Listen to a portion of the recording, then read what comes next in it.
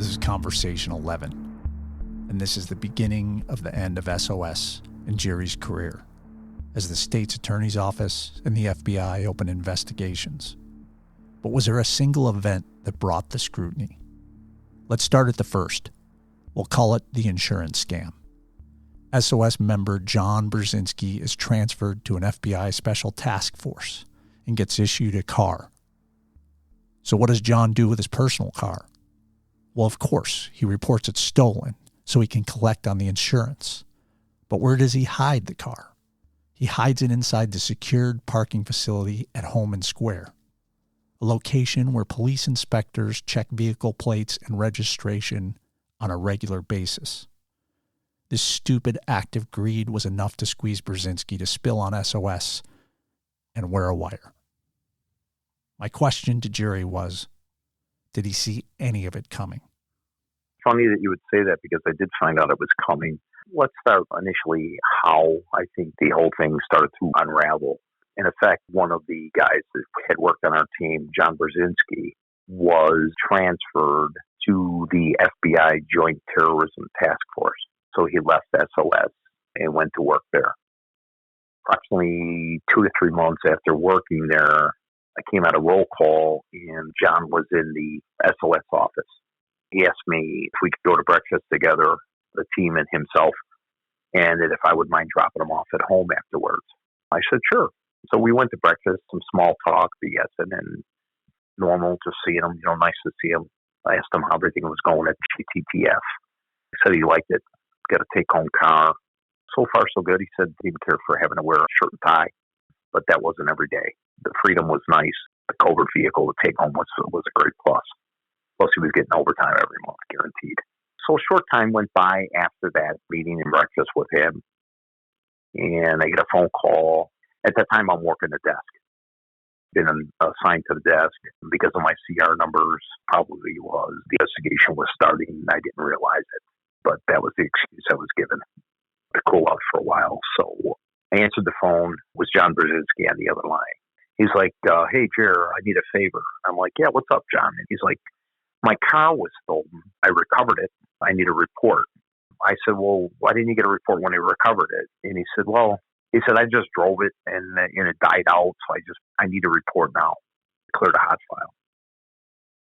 I said, okay, no problem. So I wrote the case report for him, got the information. I said, where did you recover it? Blah, blah, blah. So I put all the details in it. And I told him that I would shoot him a copy in the police mail, the insurance department mail, which he would probably get the next day. Didn't think anything of it. Little time goes by, maybe another couple of weeks. John shows up at Home Square again.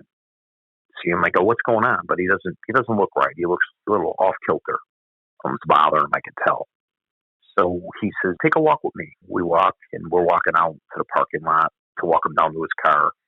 On the way down in the parking lot, he stops and he's talking to me. He says, listen, I want to let you know they found my car in the west lot of Home Square. I reported it stolen, Jared. I was going to get some money from the insurance. And I go, are you out of your fucking mind, John? I said, the car's like a 1996 Chevy Blazer. What does it worth? Like fucking $400 or $500? He's like, no, it's like three grand or something. And I said, John, are you fucking crazy? He says, yeah, an inspector found it and was covered in snow, and I didn't think he was going to find it. And I said, John, you reported your car stolen for $3,000? And he goes, yeah, I don't know. I don't know what I was thinking. And so I'm like, this fucking guy's out of his mind. Jesus Christ. He tells me he's going to go tell his boss at the time, which was a deputy superintendent that he was working under, was Tom Byrne. Very good guy, very stand-up guy, good policeman. He told me he was going to go. He says, I'm going to tell Tom that I fucked up and reported my car stolen, but it wasn't stolen. And I was going to collect the insurance, but I backed out and I never collected it. And I said, John, stop. And he goes, what do you mean? I said, are you out of your fucking mind, dude? You're going to go to one of the top 6 guys in the police department and sit down in his office and tell him you committed insurance fraud, but you backed out of it and you decided not to take the money. I said, do you know what you're saying? And he goes, yeah, it's Tim's dad. He's not going to do anything. He's not going to fuck me over. I said, John, he's a deputy superintendent. I don't give a fuck if you're Tim's fucking brother-in-law. You cannot go to a deputy superintendent on the Chicago Police Department, one of the top 6 guys in the command structure, and tell him that you committed insurance fraud. He's not going to tap you on your back and say, okay, John, don't worry about it. John, he's going to fucking do what he's got to do. You're fucked. No, he'll never do that. Okay, whatever you say. Whatever you say, John. I said, you're out of your fucking mind. I'm telling you right now, do not do that. No, you're wrong. You're wrong. So with that, gets in his car, drives off. And I walked and told a few people what he just told me. And they said, are you fucking, that dude might be wearing a wire. Are you fucking crazy? You shouldn't even be talking to him for him to say some fucking stuff off the top of his head like that. So what happens? He goes in and tells this deputy superintendent what transpired. And the deputy superintendent tells him, hang on a second. He calls one of his administrative sergeants in. He has him tell the story again. And he immediately instructs the sergeant to get a complaint register number on John. Just like I told him it would happen. What happened after that? The wheels were set in motion. That sergeant, who would later go to Internal Affairs, immediately called Internal Affairs, got the complaint number on him, and then the whole deal started. John Brzezinski was a coworker of yours in SOS. That's correct. Was he involved in illegal activity with you at SOS? Yes, he was. Unfortunately, John, I had to actually tell him a few times because of his behavior. It was so ridiculous on some of the stuff he did, stealing ridiculous things of no value out of houses, that I just told him, I said, what the fuck are you thinking? Taking that or taking this? What are you doing, man? And the guy was just, he was like a pirate who would take the fucking gold out of your teeth. That's how bad he was. He was disgusting. And I'm not trying to make light of what I did, but the stuff that he was trying to take out of people's homes, we weren't stealing only dope money. This guy was taking stuff that was just ridiculous. Games and like costume jewelry, a White Sox jacket, a brand new White Sox jacket. And what the fuck are you doing, man? It was just beyond ridiculous. So he gets this promotion, I would suppose, going to the FBI. A promotion. Not a promotion, like an assignment. Yes. When he comes back to visit you the first time, I know hindsight is 2020. Was he laying a trap for you the first time? To get back now, as regarding the car, I don't think so. Although he might have been. Because I have a sense he might have been working with the state's attorney's office already for some time. So very well could have been trapping me with the car by having me prepare that report for him. And honestly, Neal, it's over with now. I've served prison time and everything. That fucking guy asked me for that report, and like an idiot, I did it for him, not thinking twice. They steal cars left and right. And he told me he was at court, and they stole his car from when he was at court. So I believed it. I mean, it's a Chevy. It's an older Chevy. They can peel the steering column on it. Why would I doubt it? What you did, is that illegal that you filed that report for him? Because you believe that his car was stolen. That's correct. I was charged with that. But none of the state charges I was convicted of. So that later became a charge that you made that false report. But what made it false, in that there was a timeline, or you didn't go investigate it? Is there a protocol for you to have to prove that the report's legit? You just can't file a report without going to investigate? No, not at all. The actual report that I did not report the car stolen. What I did was I recovered the vehicle. So it was recovered vehicle case report. So I did not, in fact, report the car stolen. What I did is I recovered it and took it off the hot file by calling the hot desk and clearing it, saying that the car was recovered by the owner. That's not a crime. I did hundreds of those. Policemen have their cars stolen like anybody else. Doctors do, mailmen. So when he said his car was recovered, I took him for his word. I didn't report the car stolen like they said I did in court. I recovered the car. Two different case reports. That first document, was that, you think, the initial event that began the unraveling? It was one of the key things because I would later learn that John Brzezinski was cooperating with the state's attorney's office, appearing at the grand jury multiple times, sitting down with them, basically giving them information on each and every one of us on the team. In addition to that, he was cooperating. He later cooperated with U.S. Attorney's Office. Somebody told me they saw him going down to the federal building, ran into him down there. And he basically said that they called him in to speak to him about something, but was unrelated to anything at work. But John Brzezinski was, yes, he was their key witness to appear at the grand jury with the state's attorney's office and give the state's attorney all kinds of different information. But what he did is he insulated himself. He was the first person to go in and cooperate, and he was their key witness, and he gave them details about the different places that we stole money from. He also embellished a lot of stuff. Whoever makes the best and first deal, that's the one that's going to get the sweetheart deal. And that's what he did because he was never charged with a crime. Got an immunity deal. Yeah, he got an immunity deal, correct. Basically, to summarize, and we can expand on this guy gets a gig at the FBI and he gets a working car. He then decides to claim his car is stolen and pull off an insurance scam. He puts his car in a police impound. Is that accurate? No. What he did was he put his car there were two parking lots in the Home and Square facility where special operations, narcotics, and various other units were located in the old Sears complex. The Home and Square area. And that was at 3340 West Fillmore. So we had an east lot, which is where we park for personal vehicles, and some covert vehicles that narcotics use. The public can't see what's being used.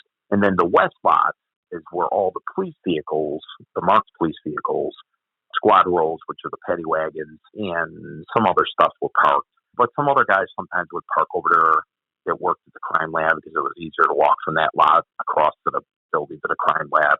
But he parked his car in a police facility where he formerly worked in the police lot. It was covered in snow, to my understanding. He did not purchase a current vehicle sticker for the city of Chicago, nor a Illinois license plate sticker, because that's how fucking cheap this guy was. He figured if he was going to commit insurance fraud, I guess he didn't want to buy the stickers because there were no stickers on the car from when I saw the report, the original report. The Chicago police inspector who go out and follow police cars around to see if they're responding to calls timely, or they stay down on the jobs too long, or they leave the job without coming to clear off on the air, or they get guys for not wearing their hats. It's like a chicken shit job. These guys are inspectors. They're lieutenants, but they have an inspector title. So an inspector was going through the parking lot looking for cars that had expired license plates, apparently, because sometimes cops are like everybody else. You're supposed to be on top of things, but sometimes cops forget to fucking put their stickers on, and they buy them, but they don't put them on. So they get suspension for that. So he found John's car and fucking ran the plate, and it came back stolen. And that's where I did not know that, but that's when John called me to clear his vehicle. That this was all in discovery, I found out. I did not know anything about this, but I found this out after the fact. But I had cleared John's car after he called me, not knowing that an inspector found it was in the fucking police lot. When he calls you and you're working on the desk, this is like a good friend calling you because you've been in the thick of it with him. Yeah. A phone call from him is not out of the ordinary. Been to my house a number of times, him and his wife. It's crazy. He goes to this superior. He gets removed from the FBI task force immediately. He's back in SOS. And then what transpires from there? At what point do you know that indictments are coming? Is it when he comes back to SOS or well after that? No, it wasn't well after that, but it was maybe within about, I don't know, maybe 8 months after. He came back. He was kind of reserved. I could tell that he wasn't himself. And it's funny because I started hearing some rumors about Herrera and Villarreal told me that the indictments were coming down. Actually, I called John.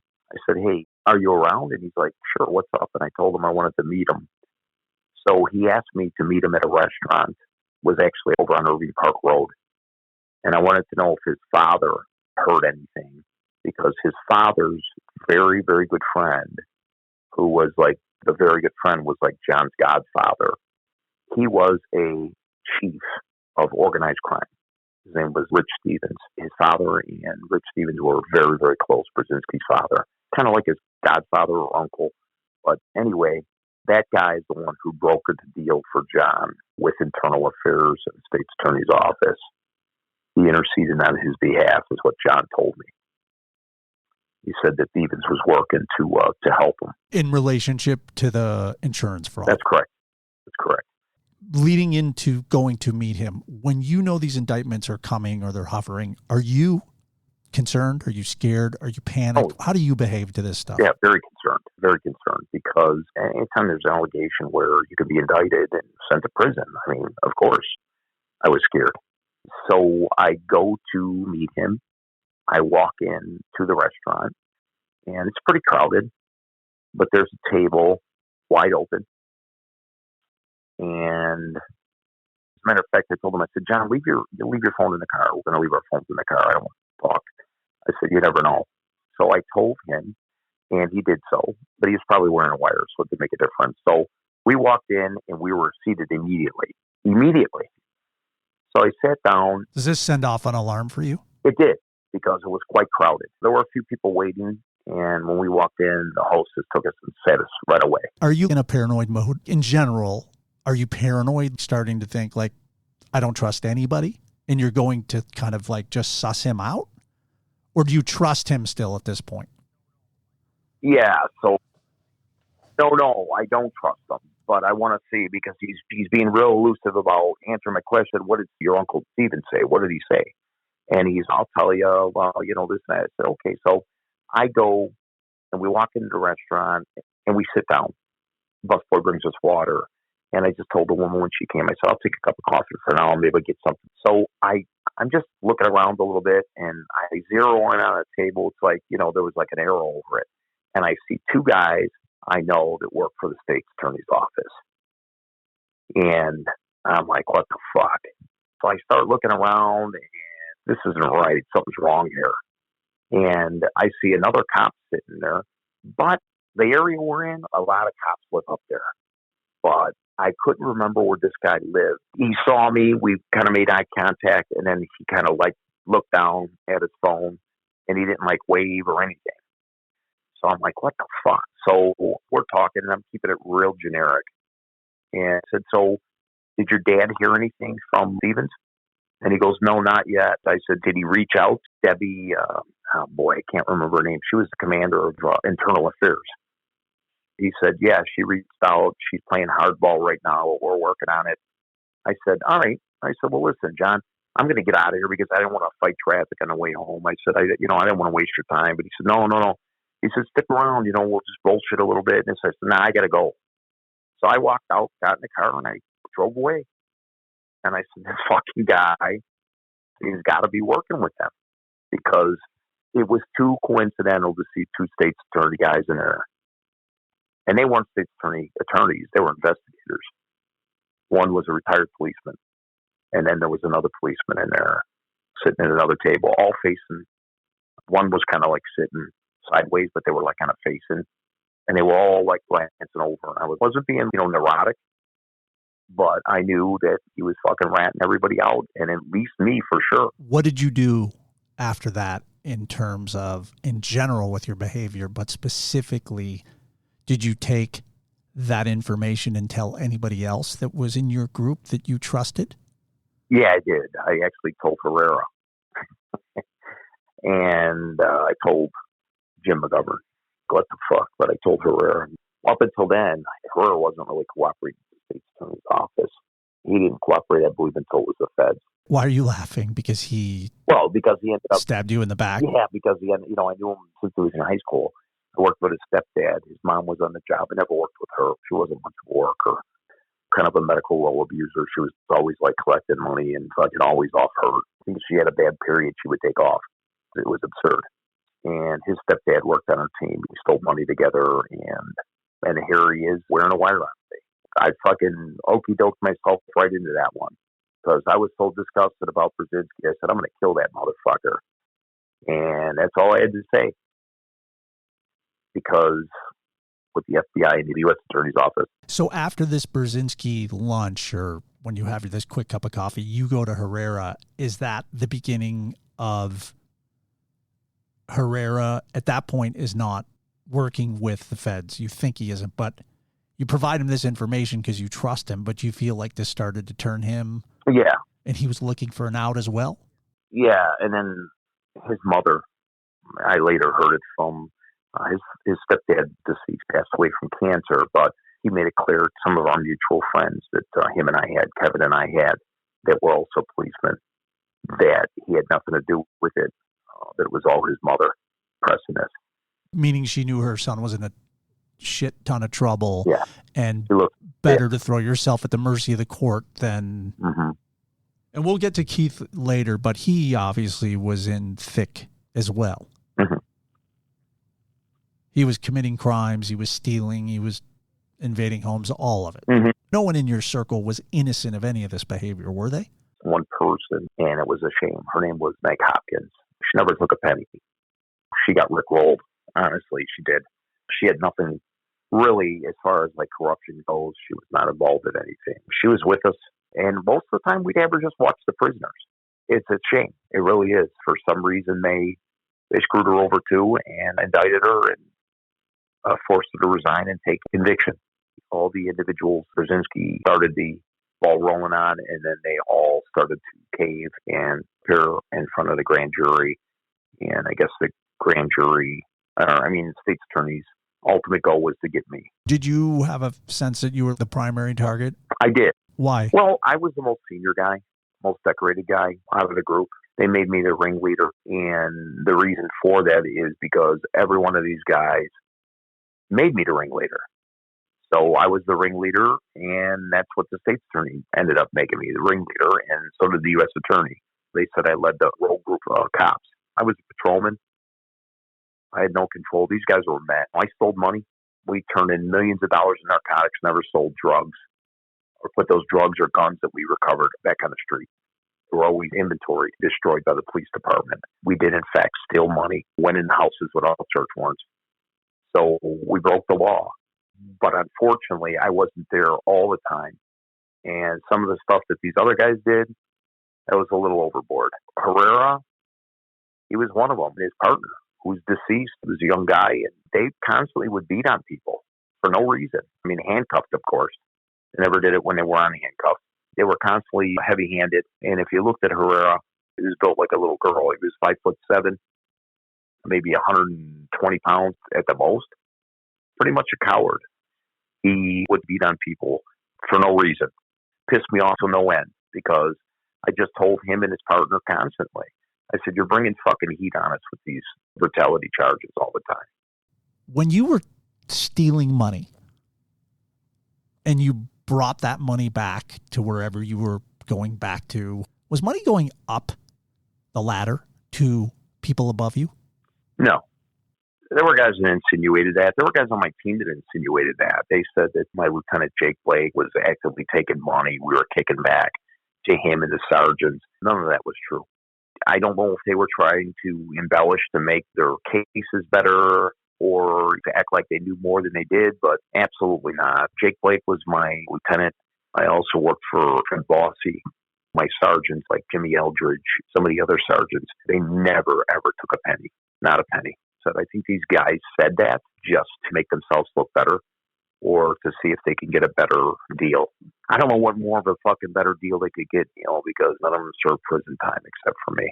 Most of these guys did 30 days, Collar County somewhere, probably in special housing where they weren't out in general population. So they took convictions. I think some of them took misdemeanors. My partner, Jim McGovern, who was a sergeant at the time, he became sergeant and we were no longer partners. But he cooperated. He got a deal, and I think he took a misdemeanor. Did any of these individuals in the course of the events leading up to you going to jail and thereafter and up to your release from jail to today, have any of them reached out to you and said, I'm sorry, Jerry? Have any of them sent you a note? Have any one of them through an intermediary said, hey, I feel bad about what happened? One, Jim McGovern came to see me in prison. He said he felt bad. He was sorry it worked out the way it did.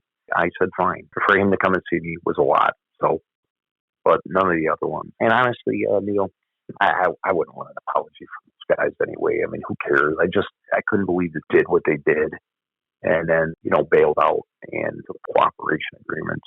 Even Herrera, he testified against one of the other guys on our case, who they dropped the case against, Tom Sherry. And he went to the police board just recently, probably within the last 6 months, and testified against him. I want to pause there for a second and read from the Chicago Sun-Times. Dateline January 20th, 2021. Headline: CPD officer tied to Special Operations Section scandal faces firing 16 years later. Superintendent David Brown filed administrative charges in November against Officer Thomas Sherry, who was assigned to the SOS from 2002 until 2006. The charges focus on 2 illegal raids conducted by SOS on July 27, 2004 on the Northwest Side. 16 years after he allegedly took part in one of Chicago Police Department's biggest scandals, the department has moved to fire Officer Thomas Sherry, formerly of the disgraced and disbanded Special Operations Section. And they fired Tom Sherry. They upheld the superintendent's recommendation to fire him. He's been what you would call in the police department, a POW, a prisoner of war.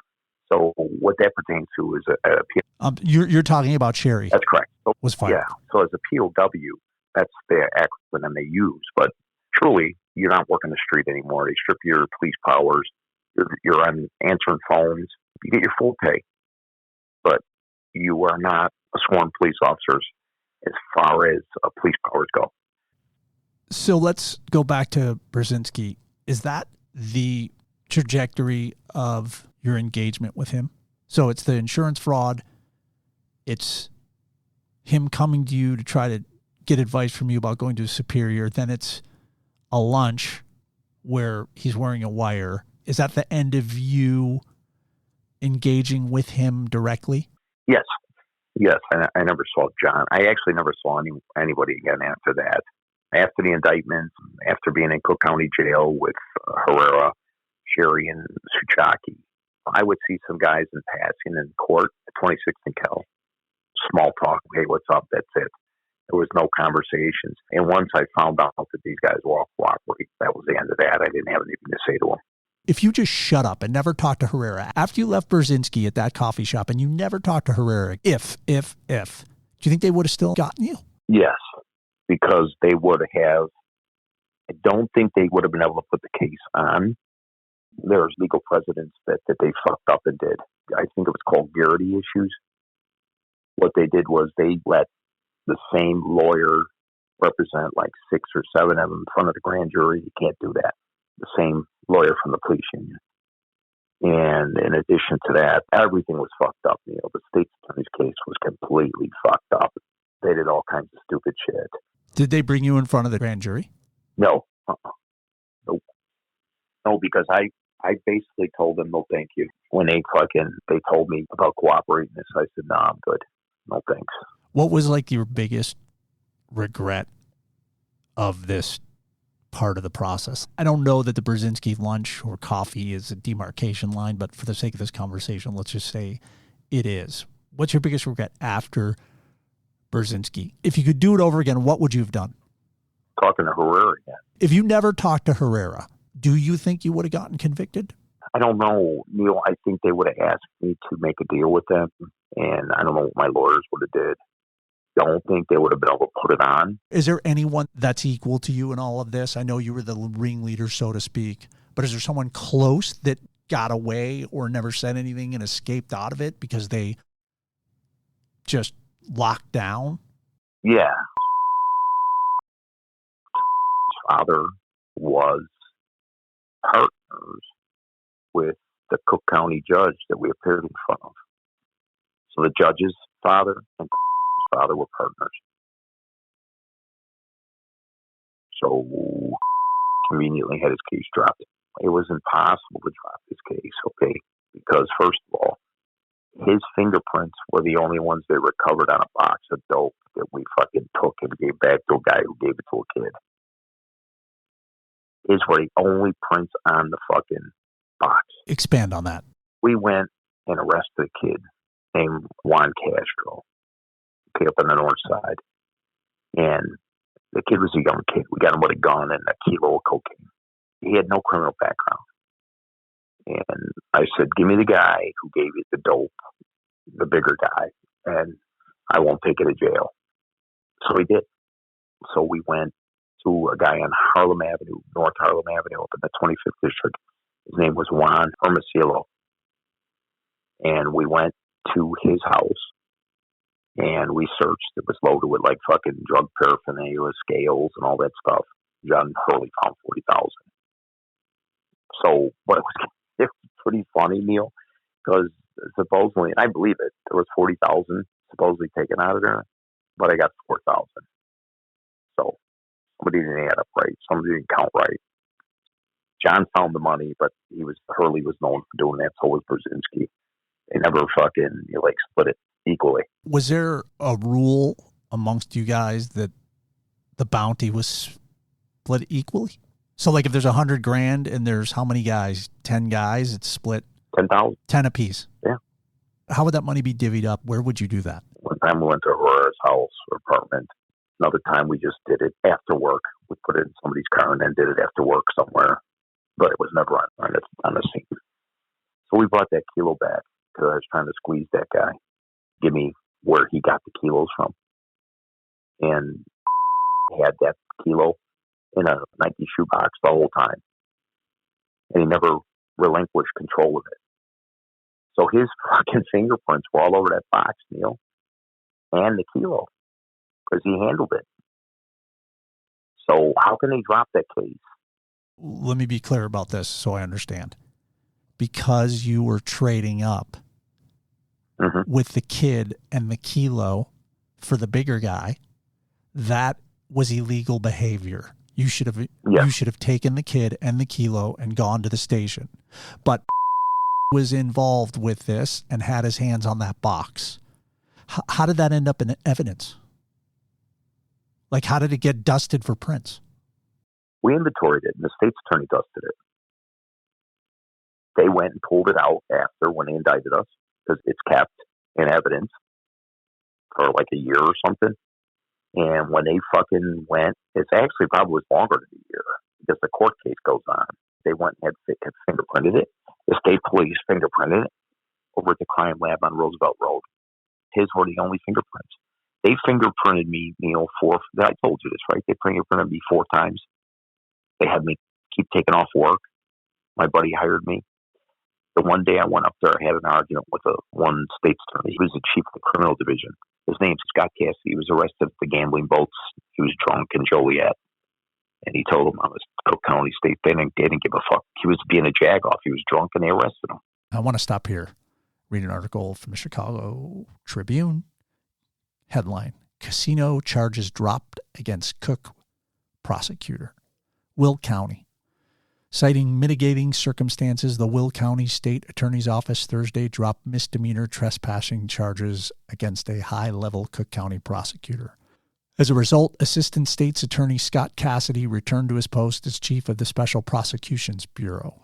Cassidy was arrested in September at Empress Casino Joliet after he allegedly refused at least 10 police orders to leave the casino when asked. Earlier, casino staff cut him off from drinks and asked him to leave, police said.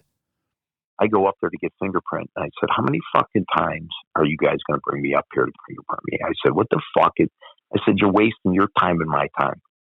So I hear him come around the corner. He goes, shut the fuck up. Finnegan, do what you're supposed to do in this. I said, oh, tough guy, take it easy, okay? And he says, oh, yeah, you're the tough guy. This. I said, you know what? When I'm done with the fingerprints, let's go downstairs in the parking lot and we'll set it up like men. And he started fucking running his mouth, and I said, fuck you. I said, you're a fucking big mouth pussy. I said, you know what? You can say whatever you want, Cass. You're a fucking pussy. And then his partner was pushing him out of the room. So it was kind of personal. They keep bringing you up to fingerprint you because Do you think they're just trying to squeeze you to get you to say something? They're just harassing you? Yeah, harassing me. Yeah. I knew when they brought me up more than twice that they had nothing. Did you have to go and give them your fingerprints? Yeah. Judge order. Back to I want to understand this. That box is evidence. Giving it back to the kid who gave it to the other kid. We brought it back to give it to the other guy to squeeze him, to get more. It is a smoking gun of evidence. Absolutely. The judge's name is John Fleming. And his fucking father, Judge John Fleming's father, was father's partner for like fucking 12 years. They were dicks together. So conveniently, they dropped it. They dropped the case for lack of evidence against. And I was like, lack of evidence? I was like, well, I didn't say anything, but I was like, are you kidding me? But I knew from the get-go, the father was at every court fucking appearance. I mean, he knew this fucking judge since he was a kid. You know what I mean? How do you know that his fingerprints were on the box? Is that evidence that's revealed in court? Yes. And it was discovery. The FBI asked me, they said, what about this? And this, I said, yeah, you got the wrong guy. That was Hurley. Hurley was killed in a motorcycle accident driving back from an event in Indiana. Butler University cop was killed in the line of duty, and they went down there, and the motorcycle club went down there. Hurley is part of your SOS crew. Hurley and some other members go down to engage or be involved in a ceremony for a fallen officer in Indiana. But on the way back, Hurley is on a motorcycle. The fenders on the milk truck, the trailer, yanked him down, got his handlebar and yanked him under the truck and decapitated him. Sad stuff. And was Hurley a younger? Yeah, young kid. 26. And his death, where does it lay before these indictments? 04. I ran his benefit. I was the one that started it. We got it all together and shit. We gave his wife $184,000 cash. So one of Hurley's aunts said I stole money from the benefit. Neal, I didn't handle any of the money. There was a money counting room. I collected ticket money. Like, you got 20 tickets to sell for like $100. You turn that money in. Okay, it was all accountable. Jake was in the money room. Another lieutenant was in there. Jim McGovern was in there, and a couple women. Never handled the money. I even won $1,000 and fucking donated it right back to Hurley's fucking right on stage. When and why did she say this? She collected money for T-shirts, and she gave me $800. I turned around and took that $800 and gave it to Danny McGuire, whose son is autistic. He has a benefit from every year. Well, he does. He used to. I don't know if he does anymore. It was Danny Boy's fundraiser. Every year we would have something. Minimum every year, sometimes every 2 years. We auction off a brand new Harley Davidson, but I would always fucking donate my own money. But I gave the $800 from the T-shirts. So she said I stole the money. And I'm like, okay. So I stole the money. Yeah, I did steal the money. I stole it to give it to fucking Danny McGuire. But he backed that up. So it's a joke. $800 fucking dollars. I donated $1,000. I went on the stage. Fucking raised $180,000 we raised for that fucking dude. I was the chairman of the fucking committee that started that whole fucking thing. I mean, it burned me up, man. I came out of Cook County Jail and the fucking media asked me that. And I was going to knock the guy out. I said, fuck, I'm in enough trouble. You said these sergeants and other people above you were not taking money. Did they know what you guys were doing? Were they smart enough to not want to know? Probably a little bit of both. I'm sure they knew. You see the complaints come across where there's an allegation of some money that was taken. The complaints were handled in-house. Sometimes, outside internal affairs. Neal, I didn't get any. I mean, I did at the beginning of my career, maybe one or here or there, but I never got brutality beefs because you can beat them with the fucking pen. You know what I mean? You get the complaints and those searches, and then, if there's some money missing. I don't think they were that dumb. These guys were not always bosses. A lot of these guys worked on PAC teams other places. So if they weren't involved in that, if they were around other people that were doing it, they knew. You're not going to tell your sergeant, I stole some money. You got to be a fucking moron to do that. Do I wish I would have never started stealing money? Yeah, I do.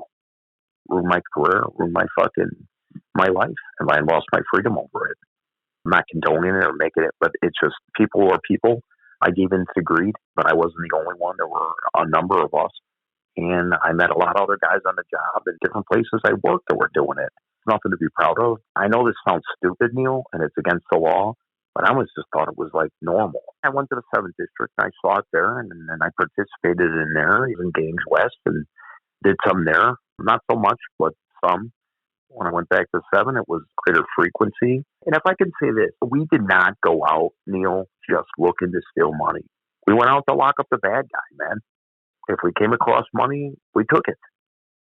We turned all the dope and all the guns we recovered and never put them back on the street. And I'm not saying, well, I'm looking for redemption for that. But on the other hand, myself, I never stole a penny from anybody who was a normal person, regardless of what some of the fucking newspapers have said, regardless of what one of the authors who wrote an article about me said for magazine.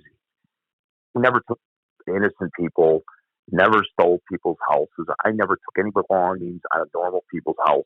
It was only money out of drug dealers. That's all. And that doesn't make it right, but they made it like we were out there so fucking rampant, stealing from everybody and anybody, and that was not true. It was not true. Let's stop there. Our next conversation details the arrest of King Rudy Acosta, a gang member who fronts as a record producer, auto detail specialist, and real estate mogul. When King Rudy's arrested, Jerry and his SOS unit kick down the dominoes of Rudy's life and quickly realize his father's a retired fireman and ward handler for the most powerful politician in Chicago, one Ed Burke. If there was ever a story that summarized Chicago politics and corruption, this next conversation is it. And Jerry and his SOS unit careen straight into this political machine, which is their ultimate demise.